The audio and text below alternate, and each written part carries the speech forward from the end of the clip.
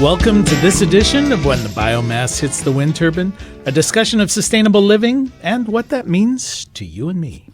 I'm Jay Warmke. I'm Annie Warmke. Yes, smiling Annie. And today we're going to talk about eating seasonably, or real tomatoes just don't grow in the snow. What in the heck does that have to do with that? It's deep on many levels. Sometime I'm going to figure out what I meant by that. So when we talk about eating seasonably, Yes. Eating seasonably. No, seasonally. Seasonably. You keep saying seasonably, but I don't think that's even a word. We'll have to look it up. I just coined it. So what is it? What is seasonally eating? Well, seasonally eating is not new. In fact, except for this culture, this current culture, we have eaten vegetables and fruits when they were in season. I'm sure when you were growing up, you ate root vegetables in the winter and lettuce and tomatoes in the summer, right?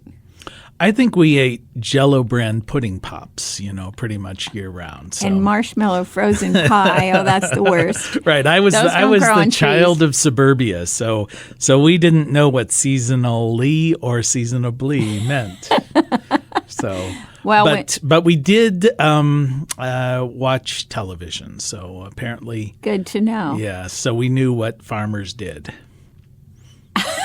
I don't know what to say to that. I saw Green Acres. I know about farming. So. Okay, so I don't know where to go with that. Okay, so you were talking about eating seasonally, and obviously seasonal eating has been around since the dawn of time. You got to have some way of preserving food, and there have been some traditional preserving. Otherwise, you're going to eat what comes into season when it's in season. That's what people did, and it was how we developed. And obviously, from an evolutionary standpoint, is probably much more healthy. Well, it is more healthy, and that's one of the many reasons why we should do it. But past generations have done things to preserve foods like ferment them, pickle them, vacuum pack them, which is canning, which you can do with hot water. Or salting meats, drying things. So there were a lot of ways that they could preserve things so that they had foods when the winter months were bad or the summer months were really crazy too hot kind of thing. And this has been the way we've eaten over time. And then in the last few generations, certainly starting maybe in the 50s or even the 40s, there was a big push to be modern. So modern meant that we went to the store and we got what we needed, and it was prepared for us by other people. And then eventually what's happened is we can eat anything, any time of the year, as long as it can be shipped. So we eat foods that are grown to be shipped many thousands of miles, and so they lack nutrients. They lack, the food lacks the qualities that we need it to keep us healthy. It looks like it's supposed to, but it's sometimes almost the same as eating air, except that it has calories. So there are also some ancient systems besides the modern world eating seasonally. And one is from the country of India, which is Ayurveda, which perhaps I'm not pronouncing that correctly. But it is one of the world's oldest holistic, which means whole body, healing systems. It's been around between 3,000 to 5,000 years, depending on what you read about it. And it's based on the belief that health and wellness depends on a balance between the mind, the body, and the spirit. And it looks at eating seasonally. It has other components, but to make it sound more simplistic, it talks about eating seasonally. And so why would we want to eat seasonally? And there are several reasons. First of all, the food is fresh. So maybe we grew it ourselves or somebody else grew it for us. Well, and I'm not exactly a foodie, but I have noticed in my lifetime, like the best corn on the cob I ever ate was when you pick it and then eat it like within minutes of picking it. The best tomatoes, all of these things are really just fresh from the garden. Yes, they're tastier. But here's the thing that's interesting is that we act like we don't understand what that means. But for people who have grown up in communities where they do raise food, So all of us have grown up in most of us have grown up in communities where somebody raised vegetables that we ate when they were available according to the right season. So people can hardly wait for fresh tomatoes in the summer or fresh corn on the cob. So they understand that concept, but then they lose that the rest of the year. They just forget that there are things that can be eaten that are locally produced and fresh. So the other thing that you bring up is there's a better taste. The taste is real. The nutrients are in the food for the most part versus the products or the produce that's produced in a faraway location. And isn't some nutritional value of food lost in storage? Some is lost in storage, but the reality is most of the problem is really in the fact that it's grown to be shipped that way. They and so genetically modify it, or they do the hybridization or whatever so that it looks like a nice banana when it arrives to you from 4,000 miles away. Or more. Even though it tastes like you're essentially chewing on wet styrofoam. Well, maybe not. Maybe they've got it right. The taste and the look is right, so then you con yourself into thinking this is a good thing, but it's not good for your diet or your body. Also, eating seasonally is good for the earth, for the environment, because it's generally going to be produced locally, and it's cheaper. It's actually cheaper. And it's cheaper from a pocketbook standpoint, but also from the true cost of that. So when you figure out the true cost of something that is grown in the U.S. and then shipped to England to be washed like an apple, honestly, this happens, and then it's shipped back, this is called globalization, you're not paying the true cost. You're not paying it at all. Somebody's eating that cost. Usually it's the environment, but it's never the corporations. Well, we keep coming back to the solution of sustainability is almost always going to be localization of your activity, of your behavior, of your life, and food. At its, I mean, we most of us have access to local food if we take the time to search it out. Right. Well, we need education. People need more education about what that means and why how to use these foods that are available, moving us beyond the normal 10 foods that most people eat. But if they're listening to us right now, they're highly educated people. That's right. And highly motivated and people. And thinking people. And they could get off their butt and they can go to a farmer's market. And or the grow nice their thing, own. Or grow their own. Yeah. Well, that, I don't know. I'm educated, but I can't do that. And but the other thing is when you buy at a farmer's market, almost all that money goes to the farmer, which is, an added more benefit. Of it, and it also comes back into the community to support other things that we need locally. Mm-hmm. The other thing to consider that when you're buying foods that are not seasonal or they're coming from far away is that there's a huge pollution toll that we put on the environment. And if you think about you're shipping apples all the way to England or China, and then they're being shipped back. Think of the amazing amount of energy that's being wasted and also the pollution. Well, that whole concept just is bizarre because it just reminded me, like, let's say I wanted to wash my clothes and I sent them to India. It's like, okay, I get my clothes dirty. I put them in a thing. I ship them to India. Somebody washes them. They ship them back to me, and then I wear them again. I mean, it seems like there's a better solution. Well, a better solution in terms of the environment and everything. But that solution makes money for corporations. Uh-huh. And so if you go to the store and you want to buy an apple that's been treated that way versus an apple that was raised by the apple orchard down the road, you're probably going to, on the face of it, pay a little bit more for that apple that was locally produced.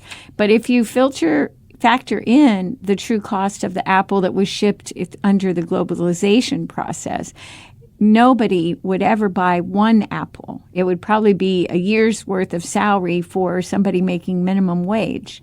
But we're not figuring these things out. We're not looking at the true payback to our community by supporting that local orchard versus supporting the globalization and the corporation. But you're not talking about doing away with the shipping of all crops, because some crops simply cannot be produced where you live. I'm thinking specifically, like if you live in Michigan you're not going to have an orange tree in your backyard. And so years ago, oranges were a treat around Christmas time because that's when oranges were being produced down in Florida or wherever they happen to be growing. And so they managed to be shipped, but they were shipped when they were ready to be shipped. Yeah, but we're not getting oranges from Florida most of the time.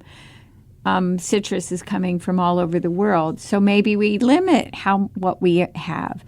Mm-hmm. You know, who said we have the right to have everything we want? Nobody. And it's wrong. It's absolutely wrong. So the fact that we want to have citrus, okay, but we could limit ourselves. So we can't have every kind of citrus. We only have certain kinds of citrus because the true cost of that citrus production and shipping is absolutely not affordable by the earth. And you and me. I mean, that's what it really comes down to. So let's move on and let's talk about why else would we want to... Yeah, let's get out of these downright un-American ideas of not getting everything No, I don't you think want it's when you un-American. want it. I think it's very American because it creates opportunity to think through how do we do a better job with this so that our communities are doing better. I think that's very American. So I refuse to buy that argument. So... besides the fact that it's cheaper to eat seasonally, it also supports local farmers and communities who choose to farm sustainably. And that is super important because that's the future. So we need to do more of that. And we also need to spread the access that people have. So in poorer communities where they often don't even have a grocery store, we have an opportunity to bring in fresh things and teach people how to use fresh vegetables and herbs and things like that. And they taste better. People are going to want to try. Well, that just brought up the idea. You're talking about communities that don't have access. I mean, we usually refer to these as food deserts. But it strikes me, if you move to a totally seasonal approach, there is no such thing as a food desert, basically. These deserts exist because the corporations do not find it financially appealing to set up shop, in an inner city or in a rural community. But there's always access to local food production if people take the time and the energy to do it and educate themselves. Perhaps, but it would bring change. But the reality is most rural communities, people are not really growing food. They're growing big crops. But we're trying to change their mindset. But if we do it, if we shifted our thinking, it would bring many changes. We can't even perceive what they would be, but they would be positive. Mm-hmm. Okay, well, you have been listening, or you are listening, to When the Biomass Hits the Wind Turbine with Jay and Annie Warmke, reminding you, once again, it is the end of the world as we know it. Thank God. And we're talking about eating seasonally, the concept that basically food is available, ripens, can be harvested at different times, and surprise, surprise, you can eat them when they're available, and you don't always have to have everything all the time that you want. Yeah, so, you can't always get what you want. That's right. There's a song, I know it's in there, but don't break into song yet. There is one other issue, and I think this issue is super important, perhaps the most important of all, and that has to do with contamination.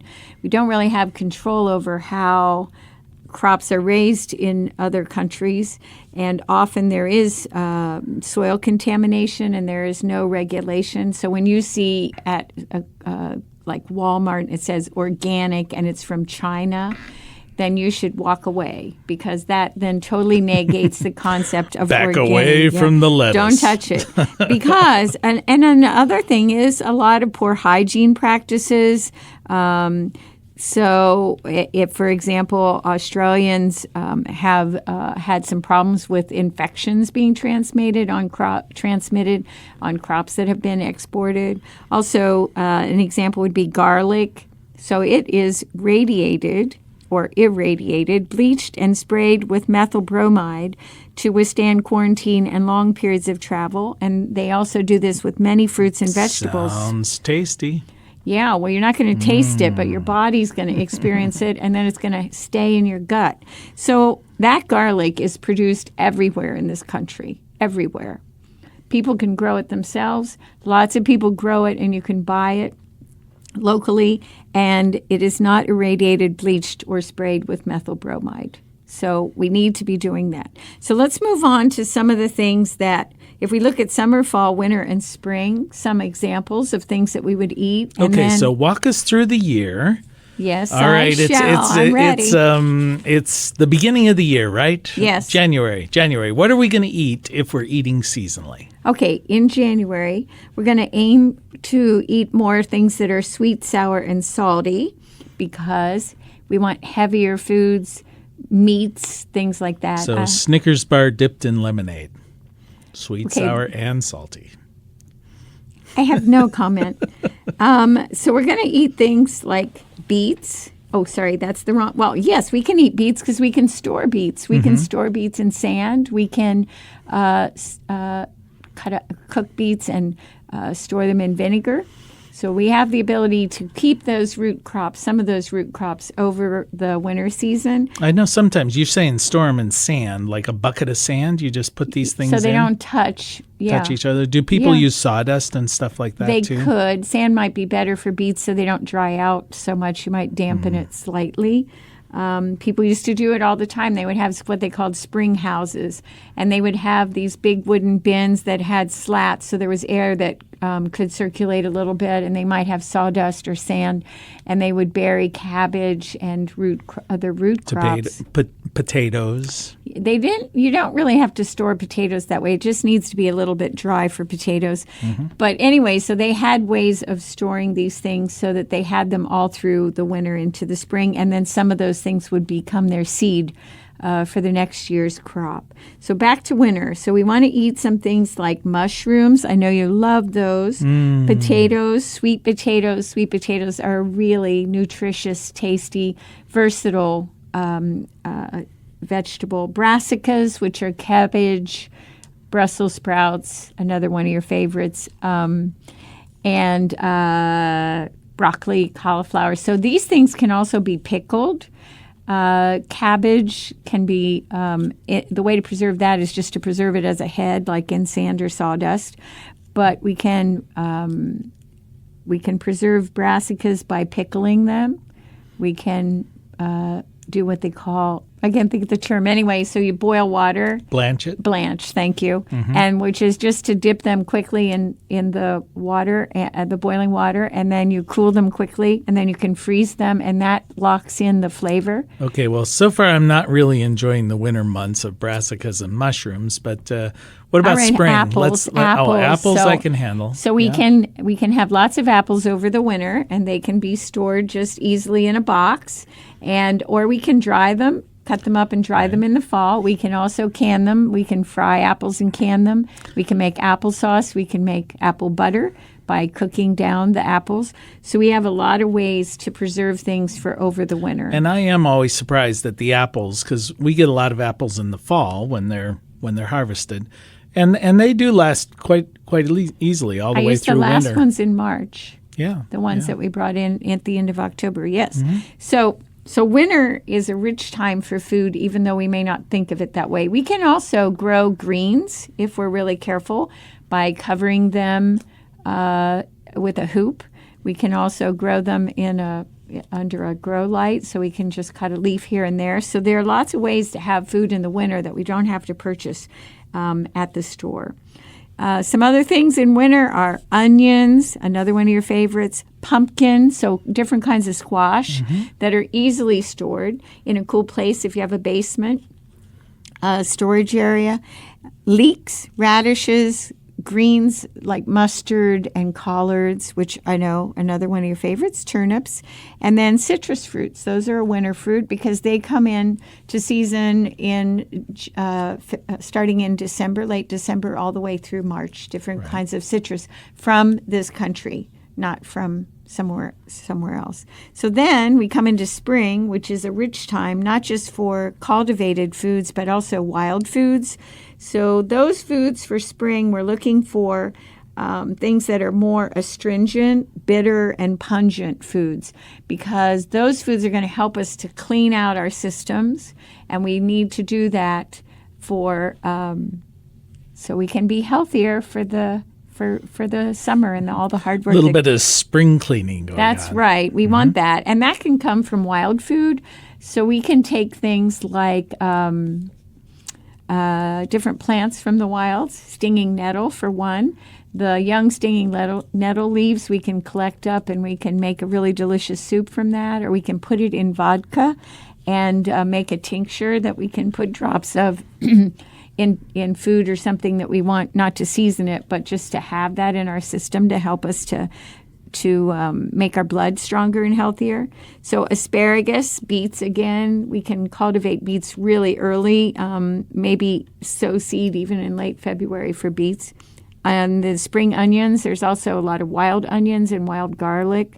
Greens, lots of wild greens, wild lettuce, pokeweed, all kinds of really great healthy greens that are out there. Some kinds of peppers and turnips, and the favorite of almost anybody. I never met anybody who didn't really love strawberries. So those are spring foods, and there are wild strawberries, and then right now, as we come really into the heart of summer, we're looking at things like elderberry.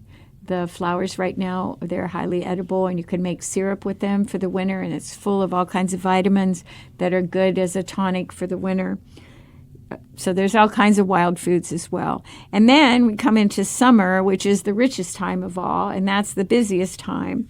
And summer's a time for light foods and cooling foods, and also many wonderful herbs. Again, beets. Beets are really anytime. Eating seasonally, just eat beets all year long. Well, right? I'm surprised at how many people like pickled beets. They might not eat them. I actually like pickled beets. So this is shocking because it's a food that has color and you like it. So, Yeah. But then blueberries, you like blueberries, Oh, they're the strawberries.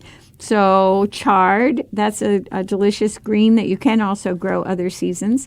Chili peppers, gooseberries, green beans, mint, nectarines. These are all wonderful things that are available everywhere, some more expensive than others. But you can do things like you can buy peaches by the box, and yes, they seem expensive, but if you cut them up and put them in the freezer, or maybe you make jam or some kind of jelly with them, you can can peaches, so delicious in the wintertime especially. Also, other things available in the summer are melons, which also can be cut up and frozen, quite delicious in smoothies in the wintertime or the spring. Cherries, tomatoes, artichokes, beans, berries, peppers, nectarines, cucumbers, zucchini, eggplant, and on and on and on. Well, you mentioned the expense aspect, and I guess that's something that always surprises me because it seems like fresh fruits and fresh foods are pretty expensive if you buy them in the grocery store, relatively so. And I guess you're giving me the look like, how dare you call this expensive? It's all that other stuff. No. Externalized The grocery store cost. is expensive. So, example, if you wanted to have peaches in the winter or cherries or blueberries, and you said, all right, I'm just going to put them in little Ziploc bags and I'm going to freeze them. And then you go to the store any time of the year and you see what that same amount, that same weight of that package would be in the store. You're going to see that whatever you invested in that box of peaches or those quarts of blueberries is cheap compared to what it would cost to buy. They're in little bags and they're like $6 and $7 or maybe even more for little bags of blueberries or frozen peaches. So you may have an upfront experience, but if you average that out. You mean expense? Oh, say experience. Well, that's true, experience too. But an It's expense. Experiencing this expense. Yes.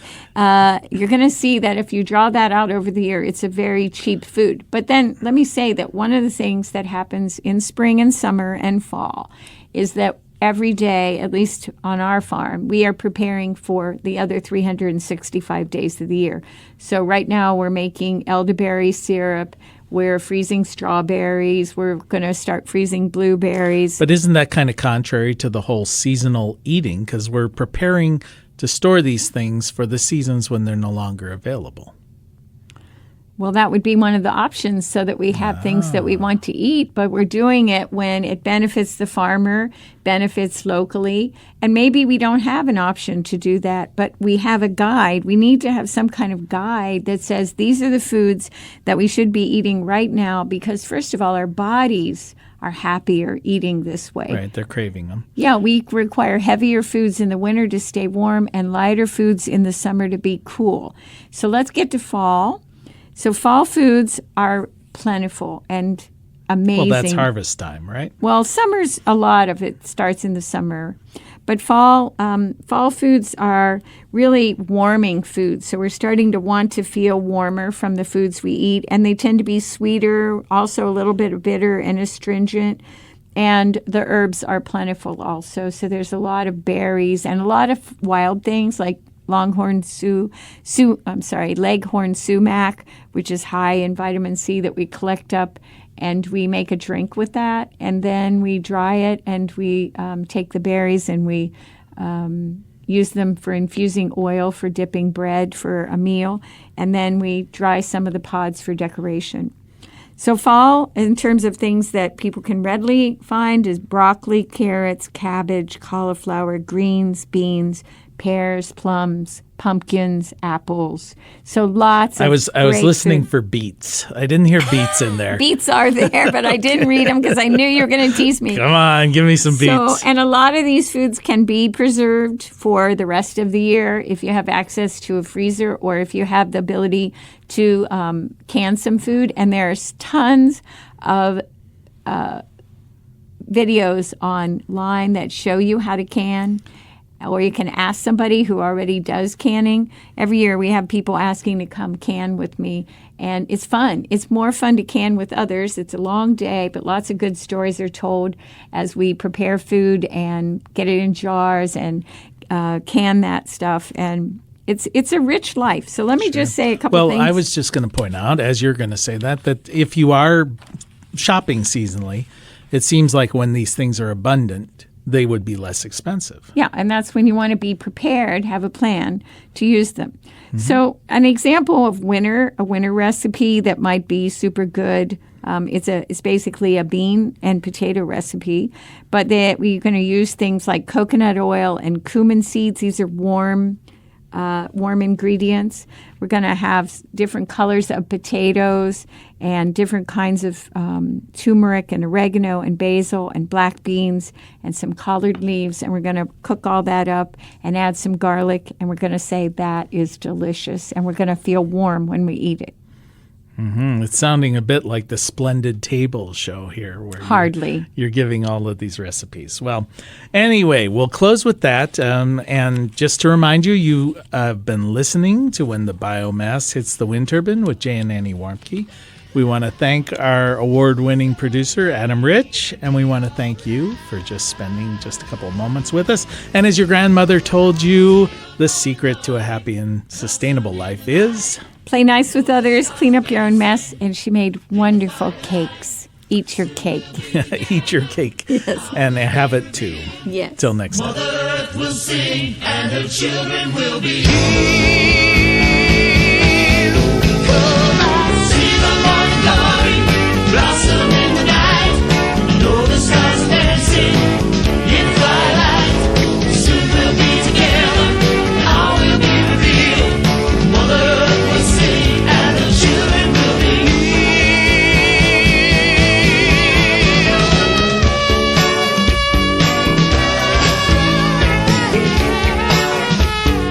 You can find more information on living sustainably in our unsustainable world at bluerockstation.com.